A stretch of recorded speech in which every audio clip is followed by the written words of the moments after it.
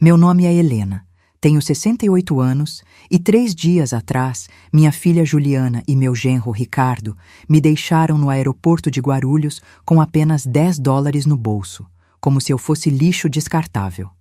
O que eles não sabiam quando me abandonaram naquele saguão gelado, rindo enquanto se afastavam, é que esta senhora de cabelos grisalhos estava 3 passos à frente deles há meses. Quando voltarem para casa, vão descobrir que acabei de executar o golpe final em um plano meticulosamente arquitetado durante 2 anos, e agora o telefone não para de tocar. Já são 32 chamadas perdidas desde ontem. Mas antes de continuar, confira se você já está inscrito no canal e escreva nos comentários. De onde você está assistindo este vídeo? Adoramos saber até onde nossas histórias estão chegando. Tudo começou quando Pedro, meu marido há 45 anos, faleceu de câncer. Juliana me convidou para morar com ela e Ricardo em São Paulo. Só até você se reorganizar, mãe, disse minha única filha com o que parecia genuína preocupação. Na época, meu coração dilacerado pela perda aceitou o convite sem questionar.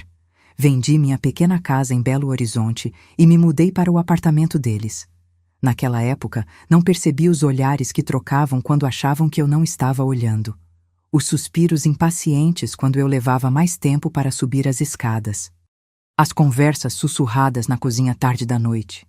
O dinheiro da venda da minha casa, 320 mil reais, foi depositado em uma conta conjunta que Juliana sugeriu abrirmos. É mais seguro, mãe. Assim eu posso te ajudar a administrar enquanto você se adapta. Que erro terrível eu cometi ao confiar nela.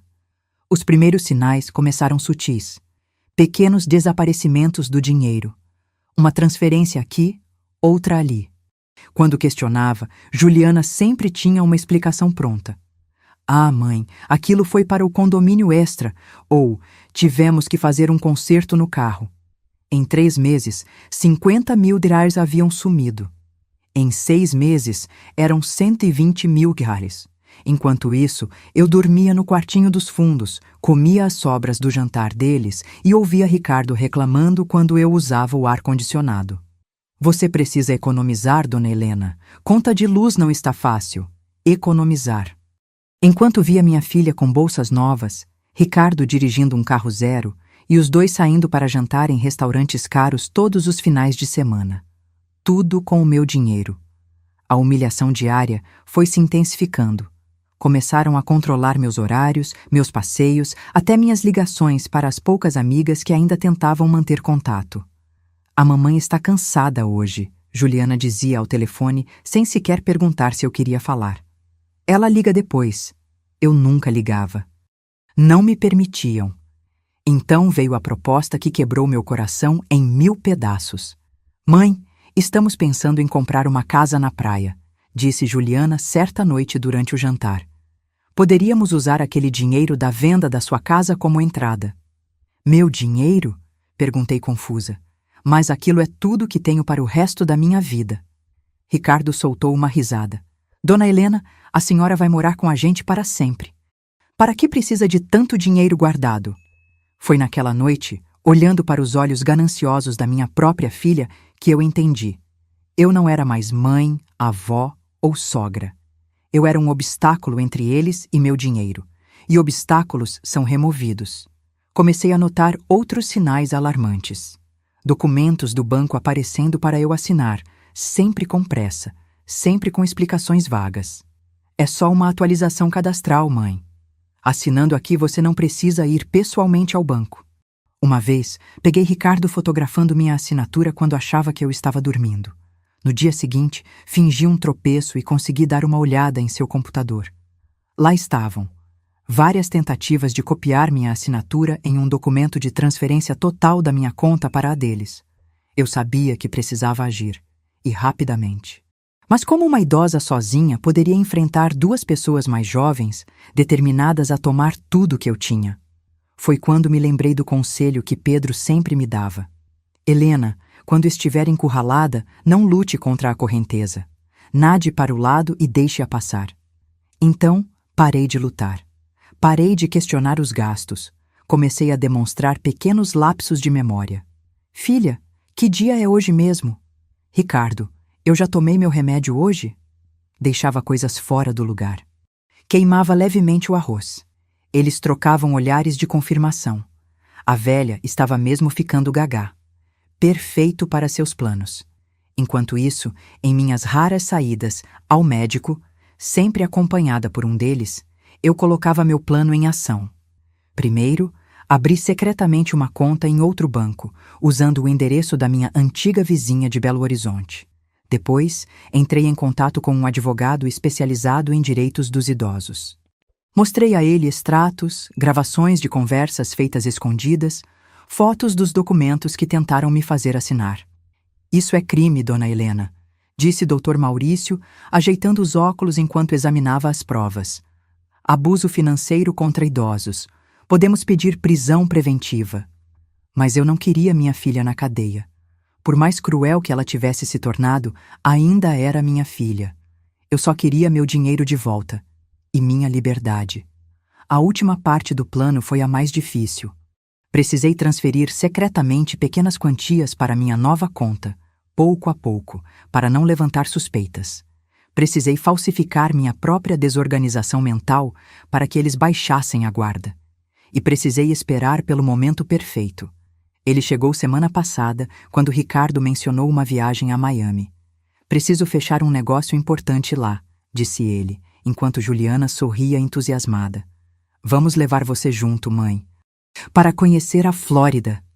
Eu sorri com a ingenuidade deles.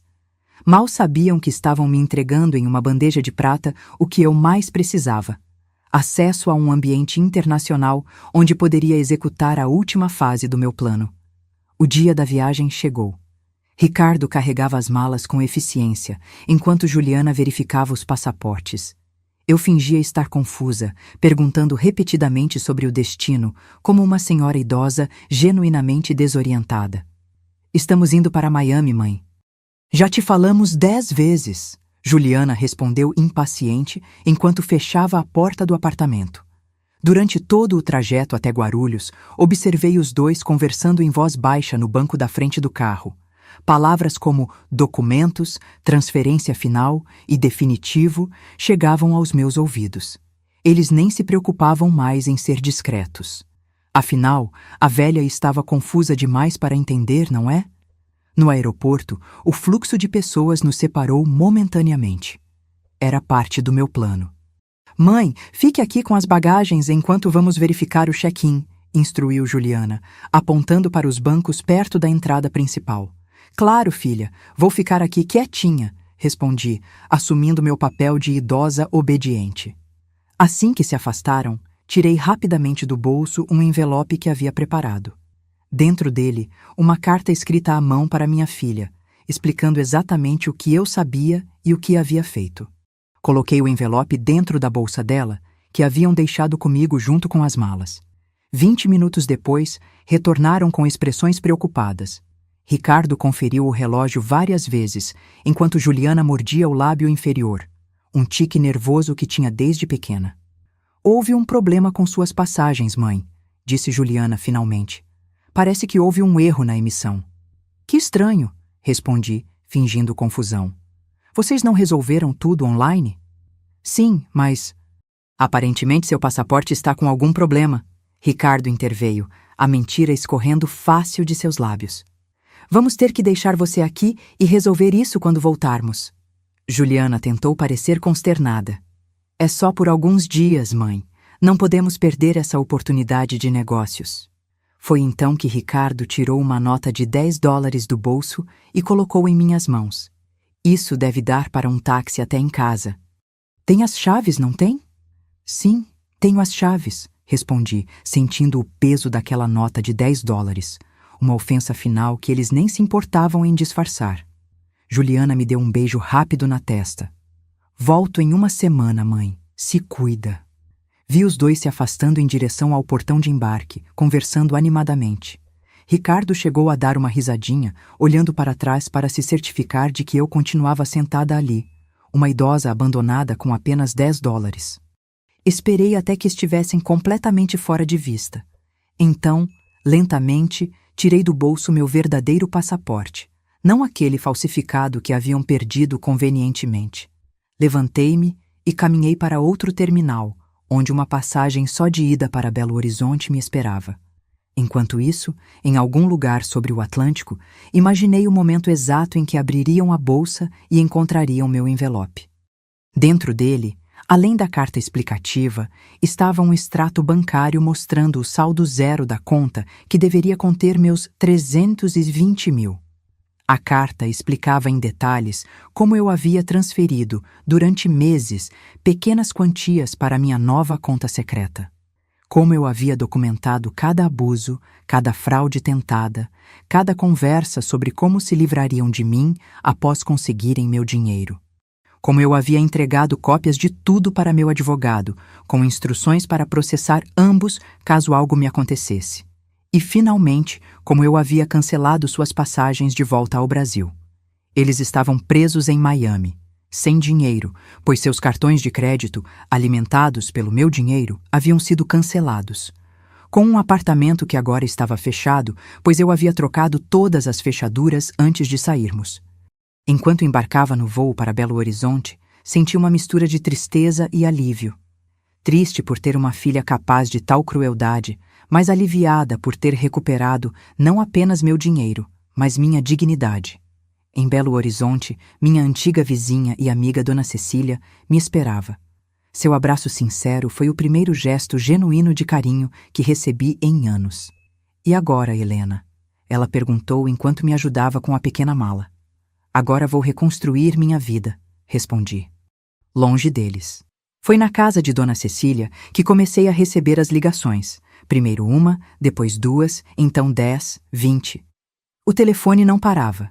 Juliana e Ricardo, desesperados em Miami, tentando entender como uma velha confusa havia conseguido virar o jogo contra eles. No 32º toque, finalmente atendi. "Como você pôde?" gritou Juliana do outro lado da linha. Sua voz tremia entre raiva e pânico. "Estamos presos aqui, sem dinheiro, sem..." "Como eu pude?" interrompi calmamente. "A pergunta é, como vocês puderam?" "Sou sua mãe, Juliana." O silêncio do outro lado foi momentâneo, logo substituído pela voz de Ricardo. "Dona Helena, vamos resolver isso. Foi tudo um mal-entendido.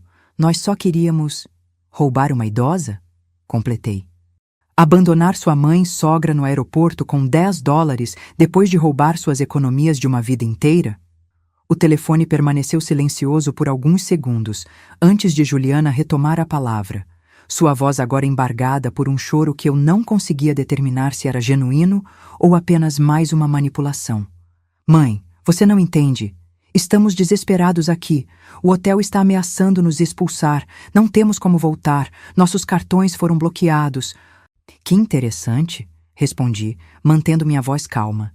"É exatamente assim que eu me sentiria se tivesse conseguido me abandonar naquele aeroporto, não é mesmo? Desamparada, sem recursos, traída." "Foi ideia do Ricardo", ela gritou, buscando uma saída fácil. Típico dela, sempre transferindo culpas desde criança. "Ele disse que era o único jeito de resolvermos nossas dívidas." Ouvi Ricardo protestar ao fundo, iniciando uma discussão entre eles. Era surreal testemunhar como um casal, aparentemente unido na crueldade, se fragmentava rapidamente quando confrontado com as consequências. "Vocês têm exatamente 3 opções", interrompi, usando um tom que não admitia contestações. "Primeira, consigam dinheiro com amigos para voltar ao Brasil e enfrentem um processo criminal por abuso financeiro contra idosos, com todas as provas que reuni nos últimos 2 anos. O silêncio do outro lado me indicou que estavam ouvindo com atenção. "Segunda, encontrem trabalho aí mesmo e recomecem a vida nos Estados Unidos. Talvez limpar banheiros em Miami seja uma boa lição sobre honestidade." "Você não pode fazer isso conosco", protestou Ricardo. "É sua família." "Família?", questionei, sentindo uma dor profunda ressurgir. "Foi o que pensei quando me mudei para seu apartamento depois que Pedro morreu. Quando confiei minhas economias, quando acreditei que vocês se importavam comigo." Deixei o peso daquelas palavras ser absorvido antes de continuar. "A terceira opção é a única que oferece alguma redenção. Admitam o que fizeram. Tudo, sem omissões. Assumam suas responsabilidades e talvez com o tempo eu considere ajudá-los a voltar. Não prometo perdão, apenas uma chance de reparação. Mãe, por favor. A voz de Juliana agora soava genuinamente desesperada. Vocês têm 24 horas para decidir. Depois disso, as provas vão direto para a polícia. Desliguei o telefone, minhas mãos trêmulas contradizendo a firmeza de minha voz. Dona Cecília, que havia escutado tudo sentada ao meu lado, segurou minhas mãos. Você foi forte, Helena. Mais forte do que eu seria. Não sei se foi força ou sobrevivência, confessei. Quando percebi que minha própria filha me via como um fardo, como um obstáculo entre ela e meu dinheiro, algo morreu dentro de mim. Naquela noite, revirei memórias de quando Juliana era pequena. Seu primeiro dente, seus passinhos inseguros pela sala, suas tranças que eu fazia todas as manhãs antes da escola. Como havíamos chegado a este ponto? Em que momento minha menininha se transformou em alguém capaz de abandonar a própria mãe em um aeroporto com $10? As horas passaram e o telefone permaneceu silencioso. Mesmo sabendo que era melhor assim, cada minuto sem notícias aumentava um vazio no meu peito. Afinal, por mais magoada e traída que estivesse, Juliana ainda era minha filha.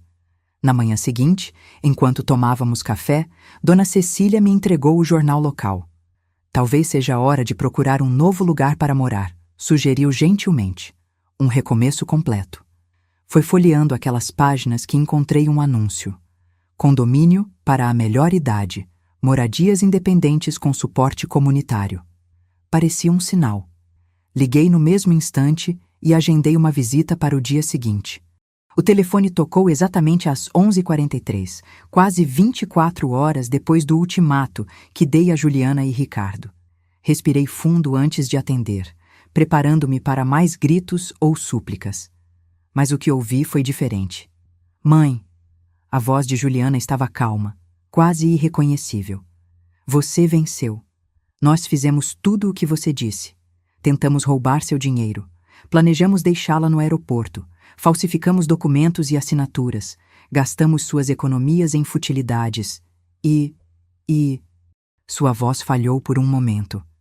E não pensamos nem por um segundo em como você se sentiria, abandonada e traída por sua própria filha. Aquela confissão, embora tivesse sido exigida por mim, atingiu-me com uma força inesperada. Era a confirmação de algo que eu já sabia, mas ouvir aquelas palavras proferidas pela voz da minha filha tornava tudo dolorosamente real. Por que, Juliana? Perguntei, não conseguindo conter a pergunta que me atormentava. O que fiz para merecer isso de você? Houve um longo silêncio, quebrado apenas por sua respiração entrecortada. Não foi nada que você fez, ela respondeu finalmente. Foi o que nos tornamos. Estamos afundados em dívidas há anos, empréstimos, cartões de crédito, financiamentos. Quando você veio morar conosco com aquele dinheiro todo, pareceu uma solução. Uma solução, repeti amargamente. Sua mãe virou uma solução financeira. Eu sei que não há desculpa, ela continuou. E sei que talvez nunca me perdoe. Mas estamos assumindo as consequências agora. Ricardo conseguiu uma passagem de volta através da embaixada. Ele vai voltar para responder pelo que fizemos. E você? Vou ficar. Consegui um emprego de garçonete em um restaurante brasileiro aqui. É pouco, mas o suficiente para sobreviver enquanto tento juntar dinheiro para devolver o que roubamos de você. Aquilo me pegou de surpresa. Não esperava uma atitude responsável vindo dela. Quanto tempo acha que vai levar para devolver R$320 mil trabalhando como garçonete em Miami? Perguntei, sem conseguir esconder o ceticismo. Anos, muitos anos, mas é o mínimo que posso fazer. Permaneci em silêncio, processando aquela informação. Parte de mim queria acreditar naquela aparente mudança de atitude, enquanto outra parte lembrava-me de quantas vezes fui enganada nos últimos anos. Mãe, não estou pedindo seu perdão agora, ela continuou. Só queria que soubesse que entendo o que fizemos e que, independente de suas decisões daqui para frente, vou tentar consertar meus erros. Quando desliguei, não tinha certeza do que sentir. Alívio, tristeza, esperança. Tudo se misturava em um turbilhão confuso de emoções. E então? Perguntou Dona Cecília, que havia saído da sala para me dar privacidade durante a ligação. Acho que finalmente entenderam, respondi, enxugando uma lágrima teimosa que insistia em cair. Mas só o tempo dirá se é verdade ou apenas mais uma manipulação. Naquela tarde, fui visitar o condomínio para idosos. Era um lugar agradável, com pequenas casas independentes, áreas comuns arborizadas e uma comunidade ativa de pessoas da minha idade. Senti-me imediatamente acolhida. A senhora está sozinha? Perguntou a corretora enquanto me mostrava uma casinha de 2 quartos. Agora estou, respondi, sentindo um peso estranho naquelas palavras. Mas talvez seja melhor assim. Mudei-me para o condomínio Novo Amanhecer 2 semanas depois. Minha pequena casa de 2 quartos era aconchegante e clara, com uma varanda que dava para um jardim bem cuidado. Pela primeira vez em anos, tinha um espaço que era genuinamente meu. Usei parte do dinheiro recuperado para mobiliar o local e deixá-lo com minha cara. Uma poltrona confortável para leitura junto à janela. Uma coleção de plantas que sempre quis cultivar. Porta-retratos com fotos antigas, algumas incluindo Juliana criança, porque apesar de tudo, não conseguia apagar completamente as memórias felizes. Meus dias foram ganhando uma nova rotina, caminhadas matinais com um grupo de vizinhos, aulas de aquarela às terças, tardes de cartas com Dona Cecília, que vinha me visitar regularmente. A vida estava seguindo um curso tranquilo, mesmo com a dor latente da traição familiar. Ricardo voltou ao Brasil, conforme prometido. Recebi a notificação oficial quando ele se apresentou às autoridades. Meu advogado, Dr. Maurício, me ligou imediatamente. Dona Helena, Ricardo confessou tudo. Informou, sem esconder a surpresa. Abuso financeiro, falsificação, conspiração para abandono de idoso. Ele está enfrentando as acusações sem contestação. E agora? Perguntei, dividida entre o alívio pela justiça e a tristeza pela situação como um todo. Ele fez um acordo com o Ministério Público. Vai cumprir serviços comunitários, usar tornozeleira eletrônica e devolver integralmente os valores desviados com juros e correção. Mesmo sabendo que já recuperei meu dinheiro? Sim. O valor será doado a uma instituição de amparo a idosos, conforme determinação judicial. Foi ele mesmo quem sugeriu isso. Aquilo me surpreendeu. Parecia haver um genuíno arrependimento que eu não esperava ver. As semanas foram passando, e com elas comecei a receber e-mails de Juliana. No início, eram apenas breves atualizações sobre sua vida em Miami. Como estava se adaptando ao trabalho de garçonete. O pequeno quarto que alugava nos fundos de uma casa de família brasileira. As aulas de inglês que frequentava nas poucas horas livres. Não respondia aos primeiros e-mails. A ferida ainda estava muito aberta, e cada palavra dela me fazia reviver o momento em que me deixaram no aeroporto com apenas $10. Mas então, no 3º mês, algo mudou. Juliana começou a enviar reflexões mais profundas. Memórias de sua infância. Momentos que havíamos compartilhado. Reconhecimentos dolorosos de como havia se tornado uma pessoa que sua própria mãe não podia reconhecer. Hoje atendi uma senhora que me lembrou você, escreveu em um desses e-mails. Ela veio sozinha ao restaurante, pediu um prato simples e comeu sem pressa, observando as pessoas ao redor. Quando fui recolher seu prato, ela segurou minha mão por um instante e disse: "Obrigada, querida, com tanta gentileza que me quebrei por dentro. Chorei no banheiro por 20 minutos, lembrando de quantas vezes você me agradeceu por pequenos gestos que eu recebia com impaciência ou desprezo. Como me arrependo de cada momento desperdiçado, cada oportunidade de simplesmente ser sua filha que joguei fora." Foi o primeiro e-mail que respondi. Apenas uma frase. Também sinto falta daquela Juliana. No condomínio Novo Amanhecer, minha vida ganhava novas cores. Literalmente, pois as aulas de aquarela revelaram um talento que eu não sabia possuir. Comecei a pintar cenas do cotidiano. O casal de idosos que caminhava de mãos dadas todas as manhãs, o beija-flor que visitava minhas flores, o pôr do sol visto da minha varanda. Você deveria expor seus trabalhos, sugeriu seu Antônio, um viúvo gentil que organizava os eventos culturais do condomínio. Estamos planejando uma feira de talentos para o mês que vem. Não sei se tenho coragem, confessei. Nunca mostrei minhas pinturas para ninguém além dos colegas de classe. Às vezes precisamos nos empurrar para além do conforto. Ele respondeu com um sorriso encorajador, especialmente depois que a vida já nos empurrou tanto. Aceitei o desafio. Durante um mês, pintei com mais dedicação, selecionando as melhores obras para a exposição. Era estranho como esse novo propósito preenchia meus dias com uma satisfação que há muito não sentia. Enquanto isso, a correspondência com Juliana continuava. Ela havia sido promovida a assistente de gerência no restaurante. Estava economizando cada centavo, morando em condições simples, sem luxos. Enviava pequenas quantias mensais para uma conta que abri especificamente para monitorar suas devoluções. Não era pelo dinheiro em si, eu já tinha o suficiente. Era para ver se o compromisso dela se manteria com o passar do tempo. 6 meses após nossa separação no aeroporto, recebi um pacote de Miami. Dentro havia um álbum de fotografias artesanal, com recortes de jornal, ingressos antigos e fotos de nossa família ao longo dos anos. Na primeira página, uma carta manuscrita.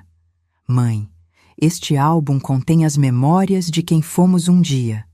Pessoas que se amavam, que cuidavam umas das outras, que compartilhavam sonhos e decepções. Não sei quando ou como nos perdemos desse caminho, mas sei que fui eu quem deu os passos mais decisivos na direção errada. Cada centavo que devolvo mensalmente não é apenas restituição financeira. É um lembrete constante do valor das coisas que não têm preço. Confiança, respeito, amor familiar. Valores que eu joguei fora em troca de bolsas caras e jantares em restaurantes finos. Não espero seu perdão. Apenas quero que saiba que estou tentando me tornar alguém melhor. Alguém que um dia talvez mereça ser chamada de filha novamente, com amor, mesmo que não mereça retribuição. Juliana. Guardei o álbum na estante, sem conseguir folheá-lo por completo. Era doloroso demais ver aquelas imagens de tempos mais felizes, sabendo como tudo havia terminado. O dia da exposição de talentos chegou. Minhas aquarelas foram dispostas em painéis na área social do condomínio, junto com trabalhos de outros moradores, esculturas em madeira, bordados, poemas emoldurados. Para minha surpresa, várias pessoas pararam para admirar minhas pinturas. Algumas até perguntaram se estavam à venda. A senhora tem um olhar único para os detalhes cotidianos, comentou uma visitante enquanto observava minha aquarela do beija-flor. Consegue capturar a beleza nas coisas simples. Aquelas palavras me tocaram profundamente. Talvez esse fosse meu novo propósito: encontrar e revelar beleza onde outros talvez não vissem. Transformar dor em arte, solidão em contemplação. Foi durante a exposição que recebi uma mensagem de texto inesperada. Parabéns pela exposição, mãe. Seu Antônio me enviou fotos das suas aquarelas. Estão lindas. Juliana. Fiquei paralisada, olhando para a tela do celular. Como Juliana conhecia seu Antônio? Como sabia da exposição? Olhei ao redor e encontrei o senhor conversando animadamente com outros visitantes. Caminhei até ele, tentando controlar o turbilhão de emoções. Seu Antônio, como conhece minha filha? Ele pareceu momentaneamente desconcertado, mas logo sorriu. Ela me encontrou pelo Facebook, dona Helena.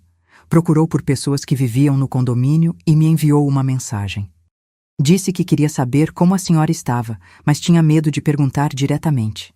E você tem enviado informações sobre mim para ela? Apenas coisas positivas, garantiu. Sobre sua adaptação, suas pinturas, os amigos que fez aqui. Ela parece genuinamente preocupada com seu bem-estar.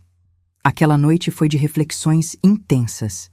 Parte de mim sentia-se invadida, como se meu espaço seguro tivesse sido comprometido. Outra parte reconhecia o esforço de Juliana em manter algum tipo de conexão, mesmo à distância. Na manhã seguinte, enviei uma mensagem simples. Obrigada pelo elogio às pinturas. Como vai a vida em Miami? Era um pequeno passo. Não significava perdão, nem esquecimento, mas talvez fosse o início de algo novo. Não a restauração do que havíamos perdido, mas a construção de algo diferente, mas talvez igualmente valioso à sua maneira. Um mês depois daquela troca de mensagens inicial, recebi um e-mail inesperado. Não era de Juliana, mas do restaurante onde ela trabalhava em Miami. Prezada senhora Helena Oliveira, entramos em contato para informar que sua filha, Juliana Oliveira, sofreu um acidente de trabalho ontem. Durante seu turno, ela escorregou na cozinha e quebrou o pulso direito. Está recebendo os cuidados médicos necessários, mas como estrangeira sem seguro adequado, enfrenta dificuldades financeiras e administrativas. Ela nos forneceu seu contato como familiar para notificação, embora tenha hesitado muito em fazê-lo. Acreditamos que seja importante que esteja ciente da situação. Atenciosamente, Carlos Mendonça, gerente, Cantinho Brasileiro Restaurant. Reli aquele e-mail várias vezes, sentindo um aperto no peito que não conseguia ignorar.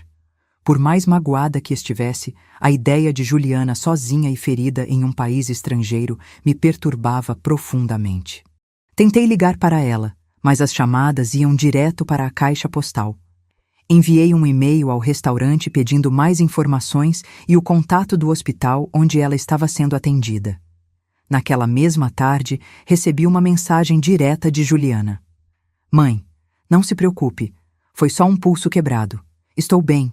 Não queria que o restaurante te avisasse, mas é política deles notificar familiares. Sinto muito por qualquer preocupação. A mensagem era curta e prática, mas revelava muito nas entrelinhas. Ela não queria me incomodar. Estava sozinha em um país estrangeiro, ferida, provavelmente com dificuldades financeiras devido aos custos médicos, mas seu instinto era não me perturbar com seus problemas. Respondi imediatamente. Juliana, preciso saber em qual hospital você está e que tipo de assistência está recebendo. Por favor, não esconda informações sobre sua saúde de mim. Sua resposta demorou algumas horas. Jackson Memorial Hospital. Já recebi alta. Estou com o pulso engessado e não poderei trabalhar por pelo menos 6 semanas. O gerente disse que guardará minha vaga, mas sem seguro-desemprego ou auxílio-doença, já que minha situação no país é complicada. Entendi o que ela não estava dizendo explicitamente. Estava ilegal nos Estados Unidos, sem rede de proteção social, impossibilitada de trabalhar e com contas médicas para pagar. Liguei para Dr. Maurício naquela mesma noite. Preciso enviar dinheiro para minha filha nos Estados Unidos, expliquei. Ela sofreu um acidente e está em situação difícil. Houve um silêncio do outro lado da linha antes que ele respondesse. Dona Helena, tem certeza? Depois de tudo o que aconteceu? Tenho certeza que ela está sozinha, ferida e sem recursos em um país estrangeiro, respondi firmemente. E apesar de tudo, ainda é minha filha. Entendo, ele disse com um suspiro. Vamos providenciar uma transferência internacional segura. Quanto a senhora pretende enviar? Hesitei por um momento. O suficiente para que ela possa se recuperar adequadamente e retornar ao Brasil se quiser. 50 mil reais. O dinheiro foi transferido no dia seguinte, junto com uma mensagem simples. Para suas despesas médicas e recuperação. Se quiser voltar ao Brasil, há o suficiente para isso também. Juliana respondeu com uma nota de voz, algo que não fazia há anos. Sua voz estava embargada. Mãe, eu não sei o que dizer. Depois de tudo o que fiz a você, ainda se preocupa comigo. Eu não mereço isso. De verdade, não mereço. A sinceridade daquela admissão me atingiu de uma forma que não esperava. Não era manipulação nem vitimização. Era o reconhecimento genuíno de alguém confrontando suas próprias falhas. Não estou fazendo isso porque você merece, respondi honestamente. Estou fazendo porque é o tipo de pessoa que escolho ser. Não quero que o que você e Ricardo fizeram me transforme em alguém amarga e vingativa. Nos dias seguintes, mantivemos contato regular. Juliana me enviava atualizações sobre sua recuperação, fotos do pulso engessado, detalhes sobre os medicamentos e fisioterapia. Gradualmente, nossas conversas começaram a se estender para outros assuntos. Ela me contou sobre a vida em Miami, as pessoas que conheceu, as dificuldades de ser imigrante, as pequenas alegrias que encontrava apesar da situação precária. Contei a ela sobre minhas pinturas, meus novos amigos no condomínio, as aulas de aquarela. Foi durante uma dessas conversas que Juliana fez a pergunta que ambas estávamos evitando. Mãe, você acha que um dia vai conseguir me perdoar? Não respondi de imediato. Era uma pergunta complexa demais para uma resposta rápida. Perdão não é algo que se concede de uma vez só, Juliana, disse finalmente. É um processo. Estou tentando dia após dia. Mas a confiança é algo diferente. Foi completamente destruída e não sei se algum dia será totalmente reconstruída. Eu entendo, ela respondeu. E aceito isso. Só queria que soubesse que mesmo que nunca mais confie em mim, estou comprometida em tentar ser uma pessoa melhor. Não por você ou pelo seu perdão, mas porque finalmente entendi o monstro que me tornei. Aquela conversa abriu uma porta que havia permanecido fechada entre nós. Não era reconciliação total, nem esquecimento do passado, mas um reconhecimento honesto da realidade. Ambas estávamos feridas, ambas estávamos tentando seguir em frente, cada uma à sua maneira. 3 meses se passaram. O pulso de Juliana se curou e ela voltou ao trabalho no restaurante. Continuou enviando pequenas quantias mensalmente, insistindo em devolver o dinheiro que havia me roubado, mesmo que isso levasse décadas. Em uma tarde de domingo, enquanto pintava na varanda, recebi uma ligação inesperada. Helena, é Ricardo. Fiquei momentaneamente sem reação. Desde o incidente no aeroporto, não havíamos trocado uma única palavra diretamente. O que você quer, Ricardo? Pedir desculpas pessoalmente, ele respondeu, a voz soando estranhamente humilde. Estou cumprindo minha pena. Uso tornozeleira eletrônica, faço serviços comunitários em uma instituição para idosos e tem sido uma experiência transformadora. Transformadora, repeti, incapaz de esconder o ceticismo. Sei que parece clichê, ele continuou, mas cuidar de idosos abandonados por suas famílias, ouvir suas histórias, ver seu sofrimento, me fez enxergar o que estávamos prestes a fazer com você. É imperdoável. Permaneci em silêncio, ouvindo. Não estou pedindo perdão, dona Helena. Sei que não o mereço. Só queria que soubesse que estou genuinamente arrependido e que estou tentando fazer algo para compensar, mesmo sabendo que nunca será suficiente. Por que está me dizendo isso agora? Perguntei. Porque acho que você merece saber que o que fez, nos expor, nos processar, não foi em vão. Que, pelo menos em mim, causou uma verdadeira reflexão. Depois daquela ligação, passei dias pensando sobre perdão, justiça e redenção. Será que pessoas que planejaram algo tão cruel poderiam realmente mudar? Ou era apenas outra manipulação, mais sutil e sofisticada?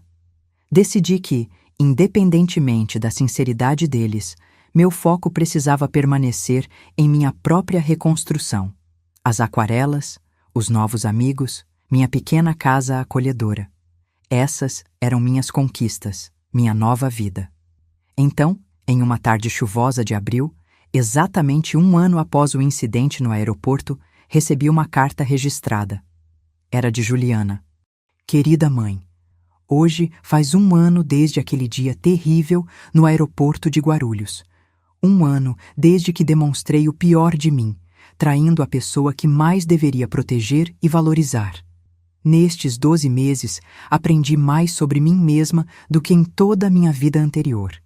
Aprendi sobre ganância, sobre como justificamos nossas piores ações, sobre como é fácil perder nossa humanidade quando colocamos posses materiais acima dos laços familiares.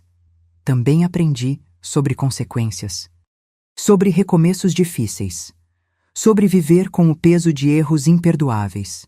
Estou enviando junto com esta carta um presente.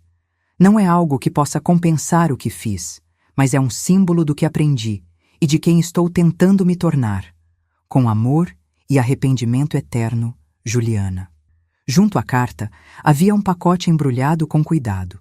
Dentro, encontrei um pequeno quadro pintado à mão, uma tentativa de aquarela retratando a fachada da minha casa no condomínio, claramente baseada em fotos que seu Antônio deve ter enviado.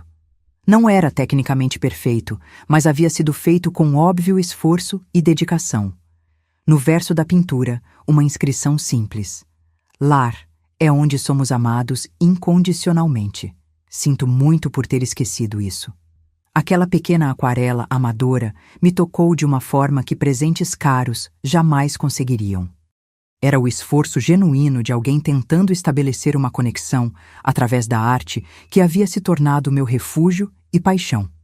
Naquela noite, pela primeira vez, tirei o álbum de fotografias que Juliana havia me enviado meses antes e o folheei página por página. Memórias felizes, momentos compartilhados, uma história familiar que, apesar da traição recente, havia existido e sido real. Chorei pelas oportunidades perdidas, pelos sonhos desfeitos, pela família que um dia fomos e nunca mais seríamos. Mas também chorei por algo novo que começava a nascer. Não a restauração do que foi destruído, mas a possibilidade de algo diferente, construído sobre as ruínas, com mais consciência e talvez com mais autenticidade. No dia seguinte, enviei uma mensagem a Juliana. Recebi sua carta e o quadro. Obrigada por ambos. Se estiver interessada, posso te dar algumas dicas sobre técnicas de aquarela. Sua resposta foi quase imediata. Adoraria isso, mãe. Mais do que posso expressar. As semanas seguintes trouxeram uma nova dinâmica à minha relação com Juliana. Começamos a fazer videoconferências semanais onde eu dava instruções básicas sobre pintura em aquarela. Era estranho e reconfortante ao mesmo tempo. Um território neutro onde podíamos nos reconectar sem a pressão imediata do passado. Você precisa respeitar a água, expliquei durante uma dessas sessões, mostrando como o pigmento se espalhava no papel úmido. Não pode controlá-la completamente. Tem que aceitar que ela vai seguir seu próprio caminho e trabalhar com isso, não contra isso. Como relacionamentos, observou Juliana quietamente. Nossos olhares se encontraram através da tela e percebi que estávamos falando de muito mais que técnicas artísticas. Em Miami, Juliana continuava sua vida modesta. Foi promovida a gerente assistente do restaurante, continuava enviando pequenas quantias mensais para mim, que eu secretamente estava guardando em uma poupança separada, e havia iniciado um curso noturno de administração de empresas em uma faculdade comunitária. É difícil estudar depois de um dia inteiro no restaurante, confessou ela durante uma de nossas conversas. Mas quero construir algo sólido aqui. Mostrar para mim mesma que posso conquistar coisas por mérito próprio, não roubando ou enganando. Ricardo continuava cumprindo sua pena no Brasil. Ocasionalmente, Juliana mencionava ter notícias dele, mas eu não perguntava detalhes, e ela respeitava essa distância que eu mantinha. Em uma tarde quente de agosto, recebi uma ligação de Dr. Maurício. Dona Helena, preciso informá-la que o apartamento de sua filha e Ricardo foi leiloado pela Justiça como parte da indenização ao Fundo de Amparo a Idosos. Entendo, respondi, sentindo um nó na garganta. Por mais justificada que fosse aquela medida, havia algo definitivamente triste em ver o lar da minha filha, um lugar onde eu mesma havia morado, ser tomado dessa forma. Há mais uma coisa, continuou ele. O juiz determinou que sua pensão alimentícia seja suspensa, considerando que a senhora já recuperou seus bens e, como indicado em seu depoimento, não deseja mais punições adicionais à sua filha. Aquilo me surpreendeu. Eu não solicitei isso. Não, mas o juiz levou em consideração sua atitude ao enviar dinheiro para ajudá-la após o acidente, bem como suas declarações sobre buscar uma forma de reconciliação. Ele considerou que manter as punições financeiras não serviria ao propósito de justiça neste caso específico. Quando desliguei, fiquei pensando nas reviravoltas da vida. 1 ano atrás, eu havia sido abandonada no aeroporto com $10, traída pelas pessoas que deveriam me amar e proteger. Agora, essas mesmas pessoas enfrentavam as consequências de suas ações, enquanto eu encontrava uma vida nova e inesperadamente satisfatória. Naquela noite, liguei para Juliana e contei sobre a decisão do juiz. É uma notícia boa para você, comentei. Menos uma preocupação financeira. Não muda nada para mim, ela respondeu firmemente. Vou continuar enviando o dinheiro mensalmente. Não é mais uma obrigação legal, mas é uma obrigação moral que assumo voluntariamente. Sua determinação me tocou profundamente. Não precisa fazer isso, filha, disse, usando o termo filha pela primeira vez em nossa conversa depois de tanto tempo. Você está reconstruindo sua vida, precisa desse dinheiro. E você não precisava enviar dinheiro quando quebrei meu pulso, ela argumentou. Ou me ensinar aquarela, ou sequer atender minhas ligações. Algumas coisas fazemos não porque são obrigatórias, mas porque são corretas. Aquelas palavras ficaram comigo por dias. Juliana estava demonstrando, consistentemente, que havia aprendido algo genuíno com toda aquela experiência traumática. Em setembro, fui convidada para expor minhas aquarelas em uma galeria local de Belo Horizonte. Meus trabalhos haviam chamado a atenção durante uma exposição comunitária e agora teria minha primeira mostra individual. É uma grande honra, comentou seu Antônio quando contei a notícia. Suas pinturas merecem ser vistas por mais pessoas. A preparação para a exposição me manteve ocupada e animada. Selecionei 20 obras, trabalhei em algumas novas especialmente para o evento e auxiliei na criação do catálogo e materiais promocionais. Uma semana antes da abertura, recebi uma mensagem de Juliana. Mãe, pedi uma semana de folga no trabalho. Vou estar em Belo Horizonte para sua exposição. Se você preferir que eu não apareça, entenderei completamente. Apenas me avise. Aquela mensagem me pegou completamente desprevenida. Juliana estaria disposta a voar de Miami ao Brasil apenas para ver minha exposição de pinturas? Depois de mais de um ano sem nos vermos pessoalmente? Precisei de algumas horas para processar meus sentimentos. Havia ansiedade, sem dúvida. Como seria reencontrar pessoalmente alguém que havia me ferido tão profundamente? Mas também havia curiosidade e, admito, um desejo de ver minha filha novamente, de observar pessoalmente as mudanças que ela alegava ter passado. Você será bem-vinda na exposição, respondi finalmente. Se quiser, pode ficar em minha casa durante sua estadia. Foi uma oferta que surpreendeu até a mim mesma. Convidar Juliana para minha casa, meu espaço seguro, conquistado depois de tanta dor, era um passo significativo. Tem certeza, mãe? Posso facilmente ficar em um hotel. Tenho certeza, respondi. O quarto de hóspedes está pronto. Os dias seguintes foram de preparação dobrada, para a exposição e para a chegada de Juliana. Havia uma parte de mim que ainda esperava uma decepção, que ela cancelaria a viagem no último minuto, ou que chegaria e de alguma forma revelaria que toda aquela mudança era apenas uma elaborada manipulação. Mas na data marcada, às 14h37, a campainha da minha casa tocou. Abri a porta e lá estava ela, minha filha, visivelmente mais magra, com o cabelo mais curto, olheiras pronunciadas, mas com um sorriso nervoso e olhos que imediatamente se encheram de lágrimas ao me ver. Oi, mãe, ela disse, sua voz quase um sussurro. Ficamos ali paradas por um momento, o peso de tudo o que havia acontecido entre nós pairando no ar. Então, sem planejar, abri meus braços. Juliana hesitou por um instante, como se não acreditasse no gesto, antes de se aproximar lentamente e me abraçar. Senti seu corpo tremer com soluços contidos. Eu sinto muito, ela repetia entre lágrimas. Sinto muito, mãe. Eu sei, respondi, sentindo minhas próprias lágrimas escorrerem. Eu sei. Não era perdão completo. Não era esquecimento. Era simplesmente o reconhecimento de que estávamos ali, duas pessoas imperfeitas, tentando encontrar um caminho através da dor que havíamos causado uma à outra. Os dias que precederam a exposição foram de ajustes e redescoberta. Juliana e eu nos movíamos cautelosamente pela casa, como duas pessoas aprendendo uma nova dança, tentando não pisar nos pés uma da outra. Ela observava com genuíno interesse minha rotina no condomínio, meus novos amigos, minha paixão pela pintura. Parecia sinceramente feliz por mim, sem o ressentimento ou inveja que eu temia encontrar.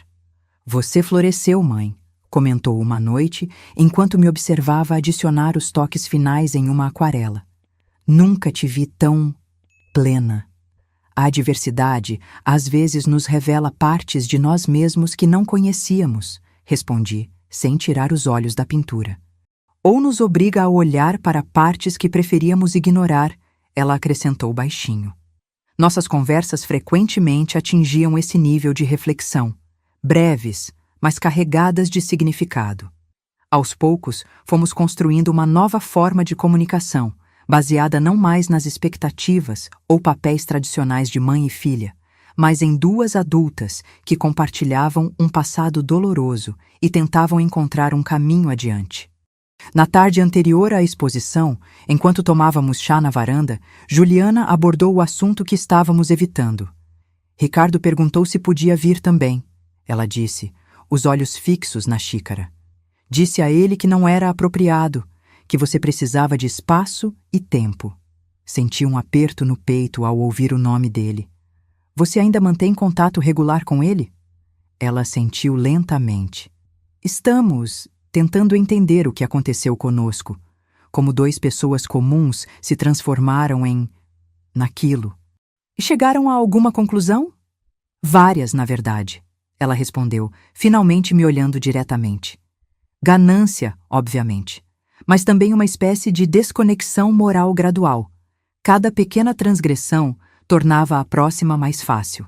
Começou com usar seu cartão para uma compra necessária, depois para um pequeno luxo, e antes que percebêssemos, estávamos justificando planos para te abandonar. A franqueza daquela descrição era perturbadora, mas também estranhamente reconfortante. Não havia mais subterfúgios entre nós. Vocês planejam reatar? Perguntei, surpreendendo a mim mesma com a pergunta direta. Não, ela respondeu sem hesitação. O que fizemos juntos criou um vínculo tóxico entre nós. Cada vez que olho para ele, lembro da pessoa horrível que me tornei. E sei que ele sente o mesmo. A noite da exposição chegou. A pequena galeria no centro de Belo Horizonte estava elegantemente decorada, com minhas 20 aquarelas iluminadas perfeitamente. Amigos do condomínio vieram em peso para me apoiar.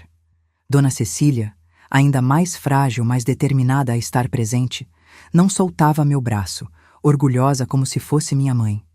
Juliana se manteve discretamente em segundo plano, permitindo que eu aproveitasse meu momento sem complicações. Percebia, observando atentamente cada interação, cada sorriso, cada abraço que eu recebia, testemunhando a vida que eu havia construído sem ela. Esta aqui é particularmente tocante, comentou uma crítica de arte local, parando diante de uma das minhas pinturas mais pessoais. Um banco vazio em um aeroporto movimentado, com figuras borradas passando ao redor. Há tanta solidão e, ao mesmo tempo, tanta possibilidade nesta cena. Obrigada, respondi. Foi inspirada em um momento transformador da minha vida. Juliana, que estava próxima o suficiente para ouvir, desviou o olhar, os lábios apertados em uma linha tensa. Ao final da noite, quando a maioria dos convidados já havia partido, ela se aproximou timidamente. Mãe, estou tão orgulhosa de você. Suas pinturas são... Elas contam uma história de dor, mas também de superação. É realmente inspirador. Obrigada, filha, respondi. E notei como seus olhos se iluminaram ao ouvir aquela palavra. Filha, novamente de meus lábios. No caminho de volta para casa, caminhamos em silêncio lado a lado. A noite estava estrelada e surpreendentemente quente para setembro. Decidi estender minha estadia por mais alguns dias, ela disse subitamente. Se não for incômodo para você. Não é incômodo, respondi. Na verdade, há um lugar que gostaria de te mostrar amanhã. Na manhã seguinte, levei Juliana ao cemitério onde seu pai estava enterrado. Pedro havia falecido há quase 4 anos, mas esta era a primeira vez que visitávamos seu túmulo juntas desde o funeral. Colocamos flores frescas e ficamos ali em silêncio por alguns minutos. Então, sem planejar, comecei a falar. Seu pai sempre acreditou no melhor das pessoas. Mesmo quando decepcionado, ele dizia que todos merecem uma segunda chance. Juliana engoliu em seco, as lágrimas escorrendo livremente por seu rosto. Ele ficaria devastado com o que aconteceu entre nós, continuei. Mas acho que também ficaria orgulhoso de como estamos tentando encontrar um caminho de volta uma para a outra. Você realmente acredita nisso, mãe? Que podemos encontrar um caminho de volta? Olhei para ela, minha única filha, a menina que embalei em meus braços, a adolescente que orientei através das dificuldades da vida, a adulta que quase destruiu a minha. Havia dor ali, sem dúvida. Traumas que talvez nunca cicatrizassem completamente. Mas também havia possibilidade. Não de volta ao que éramos antes, respondi honestamente. Esse caminho está fechado para sempre. Mas talvez possamos encontrar um novo caminho. Um que seja mais verdadeiro, mais consciente. Juliana assentiu, enxugando as lágrimas. É tudo o que posso pedir. Nos dias que se seguiram, estabelecemos uma rotina tranquila. Café da manhã juntas, cada uma seguindo suas atividades durante o dia, jantares onde compartilhávamos histórias e reflexões. Não era a relação mãe-filha tradicional que tínhamos antes. Era algo diferente, mais cauteloso, mas também mais autêntico. Na véspera de sua partida, enquanto arrumava suas poucas malas, Juliana me entregou um envelope. "O que é isso?" perguntei. "Abra." Dentro havia uma passagem aérea para Miami, datada para 3 meses depois. "É apenas uma ideia", ela explicou rapidamente. "Pensei que talvez você gostasse de conhecer Miami, ver onde moro, conhecer o restaurante, mas entendo completamente se for cedo demais ou se simplesmente não quiser." Olhei para aquela passagem, sentindo o peso da oferta. Era um convite não apenas para visitar um lugar, mas para dar um passo significativo em nossa reconstrução. "Vou pensar nisso", prometi, guardando o envelope. Na manhã seguinte, levei Juliana ao aeroporto. A ironia daquele momento não passou despercebida por nenhuma de nós. Mais de um ano atrás, havia sido abandonada naquele mesmo local com apenas $10. "Desta vez estou saindo com seu conhecimento e bênção", ela comentou com um sorriso triste enquanto nos aproximávamos do portão de embarque. "E com muito mais que $10, espero", respondi, tentando aliviar o momento com humor. Seu rosto se contraiu com uma mistura de dor e gratidão pelo momento leve. "Mãe, eu sei", interrompi suavemente. "Também sinto muito pelo que aconteceu. Não pelo que fiz para me proteger, mas por termos chegado àquele ponto." Ela assentiu, entendendo as nuances daquele quase perdão. Nos abraçamos longamente antes que ela passasse pelo controle de segurança. Não era um abraço de total reconciliação, ainda havia muitas cicatrizes entre nós, mas era um abraço genuíno, carregado de esperança e possibilidade. Enquanto a observava se afastar, pensei no incrível caminho que havia percorrido desde aquele dia terrível. Do desespero à determinação, da vítima à sobrevivente, da mãe abandonada à artista reconhecida. E talvez o mais surpreendente, da vingança justificada à possibilidade de perdão. Não era um final perfeito, a vida raramente oferece esses. Era um processo contínuo, com altos e baixos, avanços e recuos. Mas era real, e havia dignidade nele. 3 meses depois, embarquei em um avião para Miami, não apenas para visitar minha filha, mas para continuar escrevendo nossa história. Uma história de traição e perda, sim, mas também de resiliência, crescimento e a eterna possibilidade de recomeços. Porque às vezes a verdadeira vitória não está em derrotar completamente quem nos feriu, mas em recusar-se a permitir que a mágoa defina quem nos tornamos. Agora, se você gostou dessa história, clica em se inscrever e me diz nos comentários qual parte te deixou de queixo caído. Ah, e não esqueça de se tornar membro para ter acesso a vídeos exclusivos que não posto aqui. Te espero lá.